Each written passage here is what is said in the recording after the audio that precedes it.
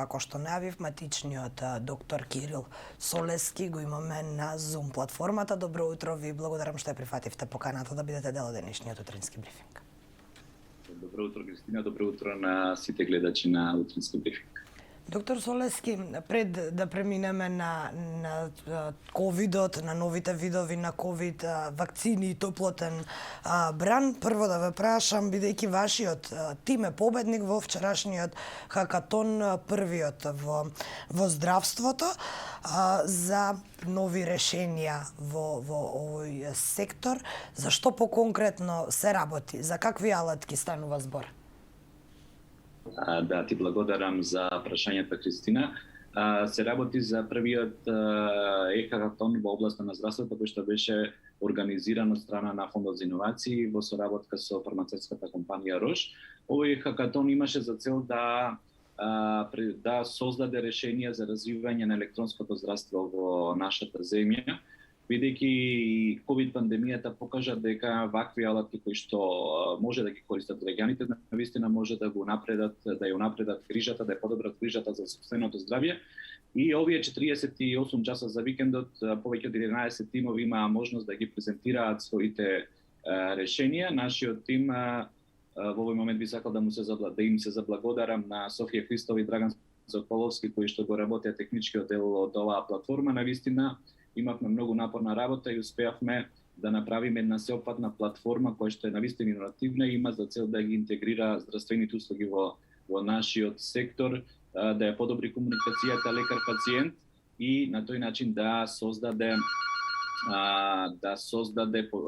индивидуални планови за третман на лицата со различни состојби.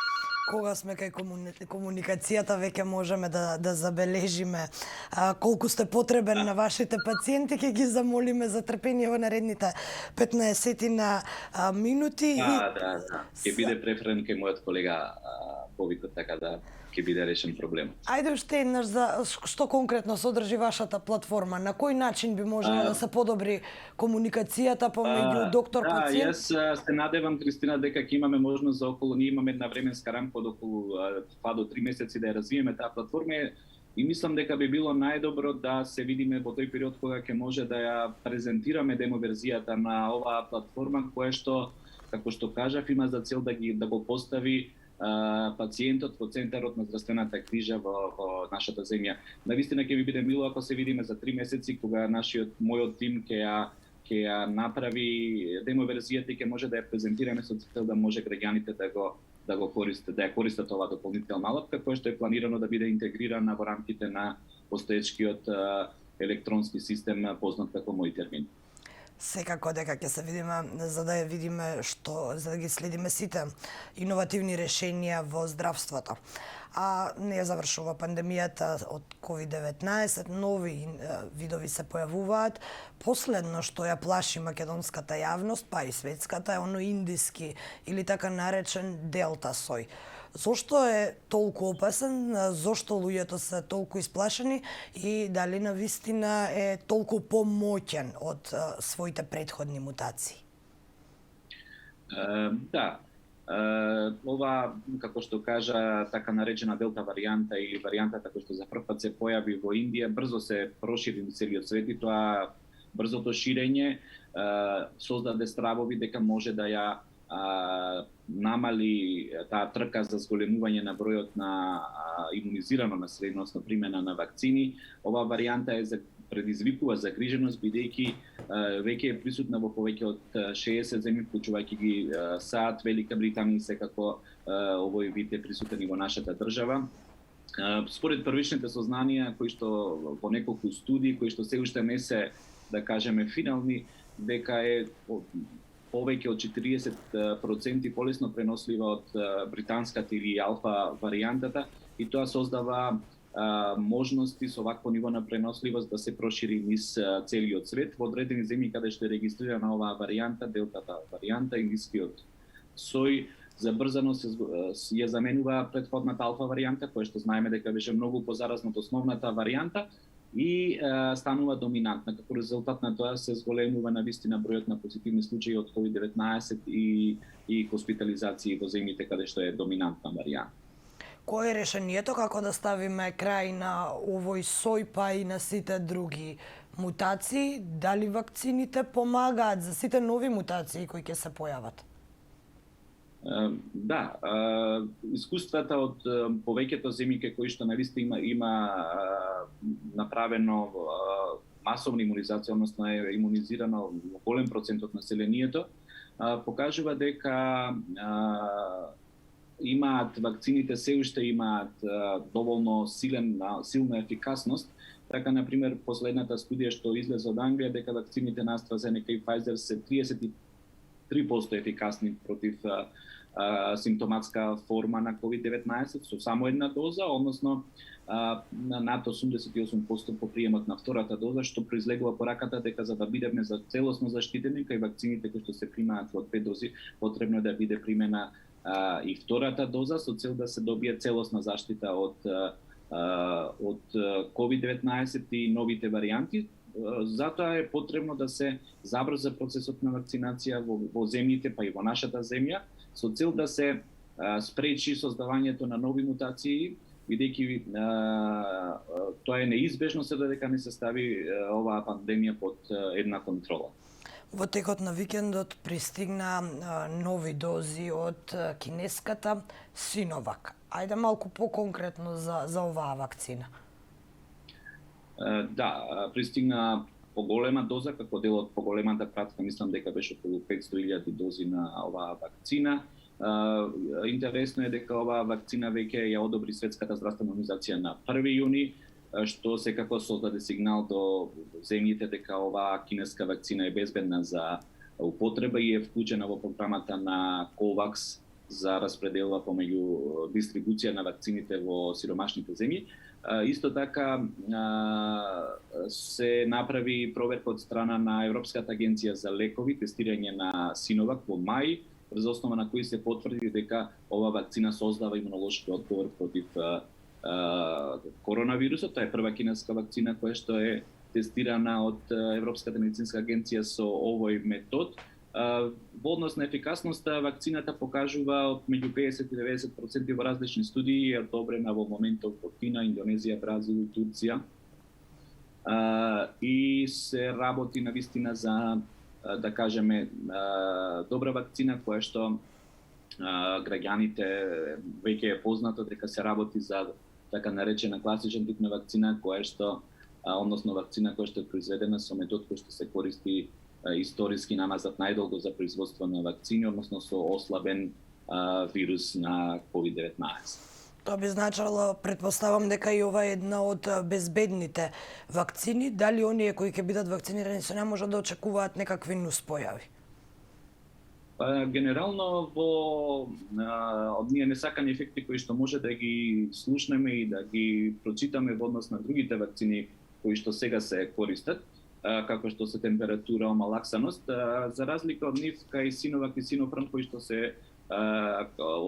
што содржат ослабена варијанта на вирусот, ослабена форма, тие несакани ефекти се многу поретки. Би спомнал само еден податок дека со Sinovac беа вакцинирани околу 36 милиони граѓани во Кина и имаше само 49, да кажеме, посериозни несакани ефекти, што потврдува дека навистина ова вакцина е прилично безбедна.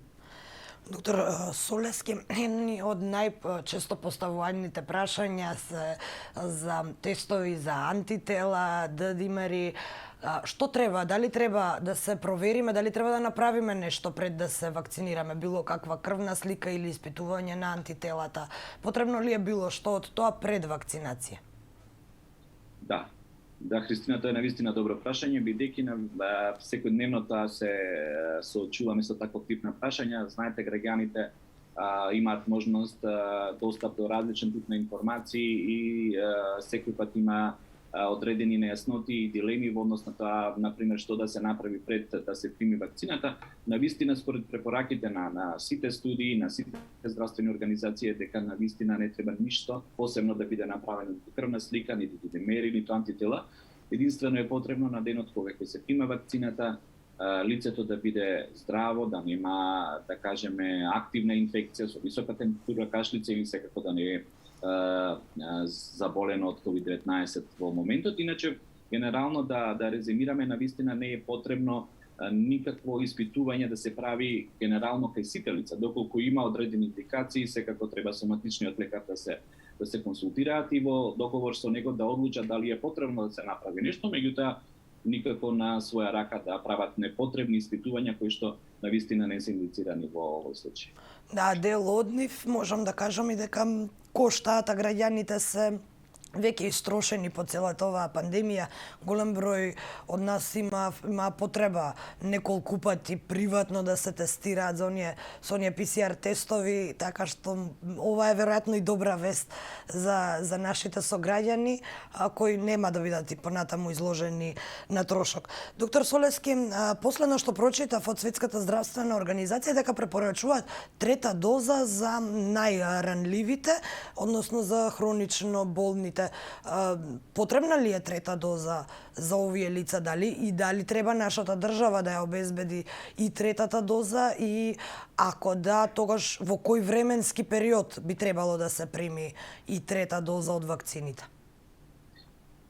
Да, Христина меѓутоа имаше такви изјави, меѓутоа се уште тоа не е прифатено научно и се уште не постои доволно студии кои што ќе покажат, тоа само беше одредено предвидување дека доколку продолжи веројатно ќе биде сезонска болест и ќе биде потребно со цел да се бидејќи како што спомнав претходно се случуваат мутации на вирусот, како што е вирусот со состојбата со, да кажеме, со сезонскиот грип, кога се примаат вакцините на секоја година заради тоа што вирусот мутира. Веројатно во таа насока да тие размислувања, меѓутоа се уште мислам дека е рано да се каже со сигурност дека ќе има и трета доза во иднина. Меѓутоа секако идејата би била да се заштитат највеќе високоризичните категории на пациенти кои што имаат хронични болести, кои што секако можноста за развој на тешки компликации, па дури смрт е многу поголем. И се надевам дека во наредниот период ќе излезат доволно квалитетни студии кои што ќе покажат дека навистина е оправдано давањето на трета доза со цел да се подобри заштитата на граѓаните од COVID-19. Голем дел од вашите колеги ги посочуваат младите како ризик фактор за дополнително ширење, дури еве и на индискиот сој. Дали е тоа навистина така? Ова сега ве прашувам, бидејќи нели се олабавија малку, тоа е поточно малку повеќе се олабавени мерките, повеќе нема полициски час, а веќе и локалите, кафаните, баровите се некако вратено во функција. Иако постојано зборуваме во изминатава година дека високите температури помагаат за да се убие вирусот, но што очекувате по ова лето? Да, не, напротив, мислам дека минатото лето покажа дека високите температури не го убиваат вирусот. Меѓутоа, да, навистина младите луѓе можеби предонесуваат за позголемена трансмисија, бидејќи голем процент од нив секако со оглед на националната програма за вакцинација се уште не се влезени во тој процес на имунизација и во повеќето европски земји тоа е така и навистина тоа е голем проблем и затоа секој пат повиците се да се вакцинираат и да се вакцинира оваа група од граѓаните, од популацијата, со цел да се спречи трансмисијата на болести, иако нели секогаш младите луѓе сметаат дека кај нив таа инфекција ќе помине лесно, да, можеби навистина е така, меѓутоа секој пат постои можноста за пренос на таа инфекција на повозрастни членови на фамилијата или пријатели кои што може да имаат компликации. Навистина нас здравствените работници не радува овој период тоа што навистина е низок бројот на дневниот број на позитивни COVID-19 пациенти, што создава мало релаксирање на здравствениот сектор и можеме да се посветиме на другите области кои што изминатиот период поприлично беа, да кажеме, во одреден степен запоставени, посебно грижата за хроничните болести. Се надевам дека ќе постигнеме, ќе го патиме чекорот со имунизацијата и ќе ја спречиме можноста да мутира овој вирус и се надевам дека од септември, кога октомври ќе биде веќе поладно, ќе треба да бидеме повеќе во затворени простори, нема да има толку многу ширење ако навистина ја се постигне висок процент на имунизирано население во нашата земја. Кога веќе сме кај септември, тоа е месецот во кој што децата треба да се вратат во училишните клупи по оваа пандемиска година која помина пред компјутери, таблети и телефони. Од Министерството за здравство сепак чека, од Министерството за образование, пардон, сепак чекаат на вашата фела за препораки. Каков е вашиот став? Безбедно ли е децата да се вратат во училиштата и дали би требало сите наставници да бидат вакцинирани до септември? Да, апсолутно. Тоа е одлука на Министерството за здравство, која ќе секако и комисијата за инфективни заболувања, која што ќе направи анализи доколку навистина состојбата е како што е сега во моментот, кога пандемијата навистина да кажеме ставена во одредена форма на контрола и навистина постои можност одредени протоколи да се вратат децата во училиштето и секако дека е најпрепорачливо за професорите, наставниците да бидат имунизирани со цел да се обезбеди безбедни услови за настава со физичко присуство, бидејќи повеќе студии покажа дека онлайн наставата и така натаму има одредени последици врз развојот на децата, врз степенот на освојување на тие образовни единици, така да мислам дека навистина би било добро учениците повторно да се вратат во училишните клупи и се надевам дека тоа ќе го дозволи епидемиолошката ситуација од септември. Да, по оваа досадна за нив пандемиска година, она што сега во моментов за најмладите најдосадно се предупредувањата од родителите да не излегуваат надвор поради портокаловата фаза, односно високите температури. Ако малку се олабавивме од ковидот, малку се тргнаа мерките, па еве ќе кажам почнавме малку полесно да дишеме, сега ни дојдоа тропски горештини и портокалова фаза. Брзата помош со зголемен број повици, голем дел граѓани колабираа откако подојдоа овие нагли топли температури. Дали кај вас постојано и за тоа звони телефонот и какви се препораките? Да, Кристина, последниве неколку години високите температури навистина влијаат врз здравјето на многу луѓе, особено по старите лица, нововоденчињата, луѓето кои работат на отворено и секако хронично болните. Топлината, високите температури може да предизвикаат исцрпеност и топлотен удар, секако и може да ги влошат постојните состојби како што се заболувањата на срцето, на дишните органи, брежните или менталните заболувања. Ова е се резултат на климатските промени, навистина е потребно да се забрзаат мерките за создавање на така наречени мерки за адаптација со цел полесно да се контролираат овие несакани климатски ефекти и секако остануваат тие главни препораки кои што повеќе години ги повторуваме како здравствени работници, односно посебно овие ризични категории да не бидат изложени на топлото време во периодот кога УВ индексот е најизразен, после 11 до 18 часот.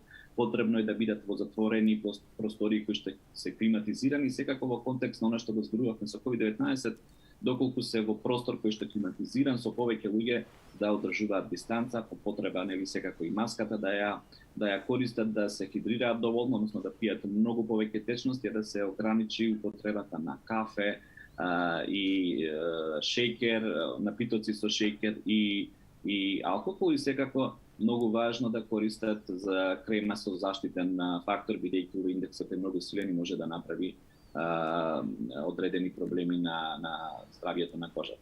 Голем дел од граѓаните го немаат луксузот да седат дома во оние кризни часови, сепак имаат сите работни обврски, па прашањето ми е дали и како може да препознае човек дека нешто му се случува или лошењето му е последица на топлотниот удар и дали прво треба да посегнеме по својот матичен доктор или можеби има нешто што можеме сами да го направиме за да ја анулираме таа состојба?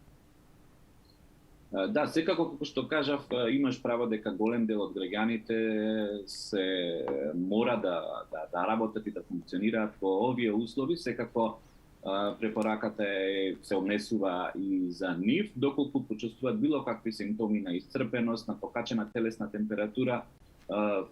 Првото нешто што треба да го направат е да бидат веднаш да се стават во лабна просторија, да конзумираат лабни течности, тушеви со лабна вода и доколку таа состојба за некој период од 10-15, половина час не се подобрува, да го контактираат или нивниот матичен лекар или службата за брза помош. Особено тоа се однесува за лицата, како што кажав, кои што имаат одредени хронични болести. И секако морам да напоменам дека многу е важно лицата кои што пијат хронично одредени лекови за висок притисок, за шејкер и така натаму хронична терапија, да ја земаат овој период навистина редовно, со цел да не се случат несакани компликации на овие заболувања. Доктор Кирил Солески, ви благодарам што одвоивте време утринава да се јавите во утрински брифинг. Ви благодарам за разговорот, навистина беше информативен и корисен и секако овие препораки кои се нужни за да се заштитат граѓаните и од ковидот, но и од летните температури. А со вас ќе се видиме повторно за околу 3 месеци за да видиме што ќе се случи и со вашата платформа која е добитник на поточно свој прво место на здравствениот хакатон. Ви благодарам уште еднаш. Ви благодарам на поканата.